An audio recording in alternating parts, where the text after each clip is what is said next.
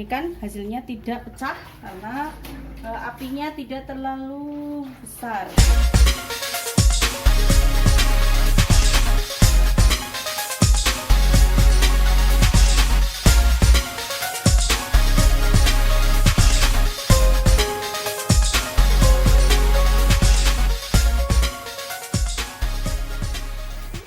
Assalamualaikum warahmatullahi wabarakatuh. Ibu-ibu, kali ini resep selanjutnya adalah membuat nastar isi nanas kinclong.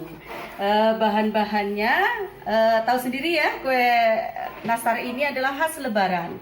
Saya sebutkan bahan-bahannya, yaitu 500 gram tepung terigu, kemudian 50 gram tepung maizena, 150 gram gula pasir, ini 365 margarin. Saya pakainya full margarin. Biasanya sih bisa menggunakan room butter, mix antara margarin atau room butter, tapi kita hidup di desa, toko-toko biasanya kebanyakan di desa itu menyediakan margarin, jadi saya menggunakan margarin semua. Kemudian untuk telurnya kita menggunakan 2 kuning telur yang sudah disisihkan putih telurnya. Kemudian vanili cair untuk menghilangkan bau amisnya, memberikan efek harum. Kemudian garam 1 sendok teh. Ini sudah ada alatnya, mixer. Mulai saja kita tuang margarin. Sebenarnya gula pasir bisa diganti dengan gula halus, tapi saya lebih suka tekstur yang kasar karena memberikan sensasi yang berbeda. Kalau terlalu halus itu biasa-biasa saja. Kita taruhkan semua margarinnya, kemudian gula pasirnya dituang, kita aduk campur. Kita menggunakan pertama dengan kapasitas rendah dulu, kemudian dengan kecepatan sedang. Ini menimbulkan efek bunyi yang kletek-kletek karena kita menggunakan gula pasir bukan gula halus. Jadi memang seperti ini proses. Kemudian setelah tercampur, masukkan 2 butir kuning telur. Kita tetap memixer adonan tersebut supaya tercampur. Kemudian kita tuangkan efek garam sekitar 1 sendok teh, cukup ya. Dengan kecepatan 2 kita naikkan menjadi 3 untuk putaran yang lebih kencang. Kita masukkan vanili, maaf ini pakai sendok ini, sekitar 1 sendok teh. Harumnya sangat tercium ya vanilinya. Kita aduk lagi.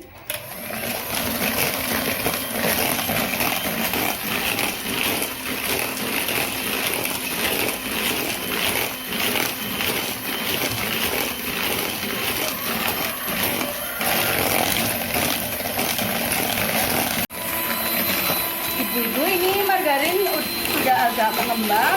Kita hampir memasukkan tepung terigu dan maizena. Kita matikan, tapi tidak drastis. 2 dulu, kemudian 1, kemudian kita matikan semua 0. Ini jangan semuanya dulu, nanti bertahap. Maizenanya juga ya, ini juga sepertiganya dulu. Aduk-aduk sampai merata.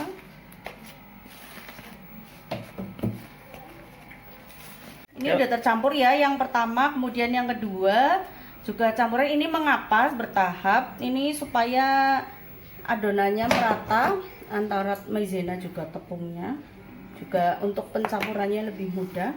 Ini diaduk lagi, ibu.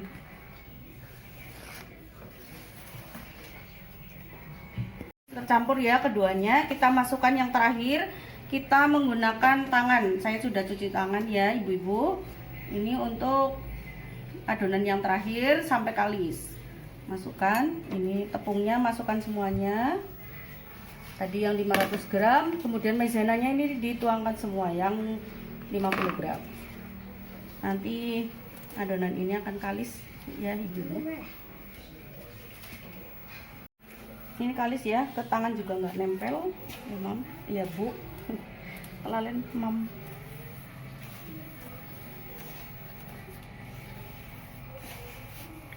Ibu, ini udah kalis ya. Kita sudah menyiapkan loyang untuk nantinya untuk memanggang. Kita ambilkan sekitar 8 gram.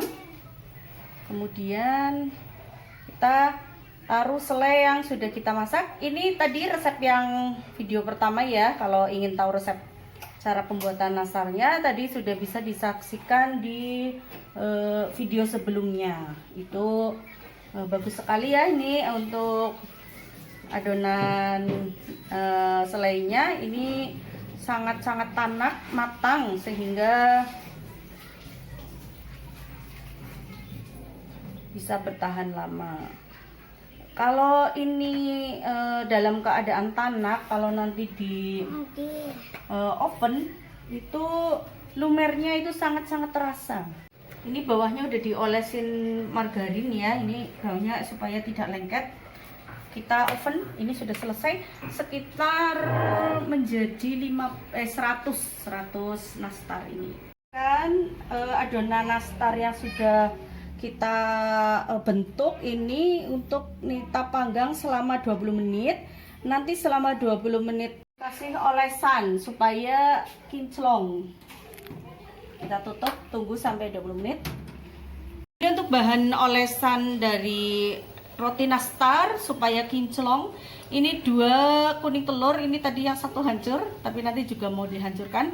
Kemudian 1 sendok susu cair UHT. Kemudian 2 sendok minyak sayur dan pewarna yang tanpa rasa. Ini saya pilih kuning muda supaya warna lebih natural.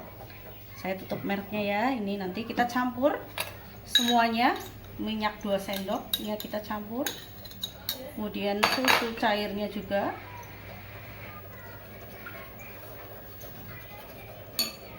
Kemudian juga pewarnanya kita kasih sedikit saja, jangan terlalu banyak, hanya untuk natural saja segini. Kita campurkan.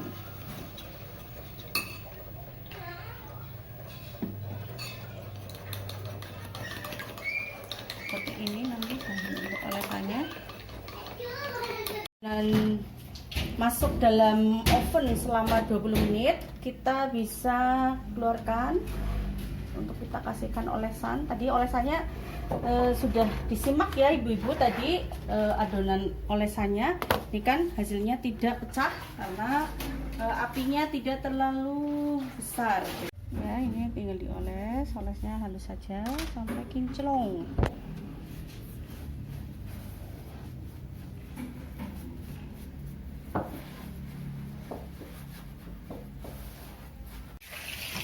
Ini olesin merata ya, di double lagi, habisin aja ininya olesan kinclongnya biar semakin bagus nanti. Ini kan udah kelihatan kinclongnya kan, tuh kan kelihatan semuanya kinclong, udah merata.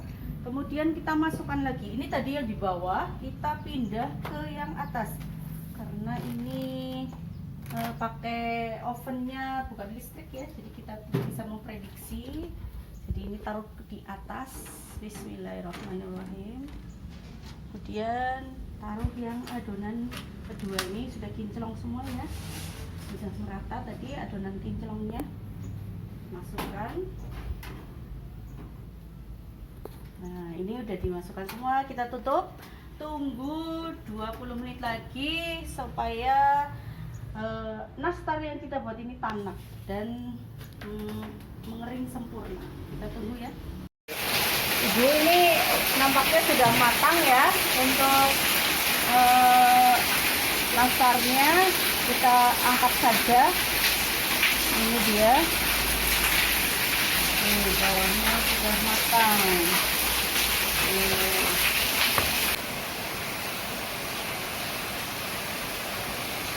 Masih agak anget ya, jadi perlu bantuan.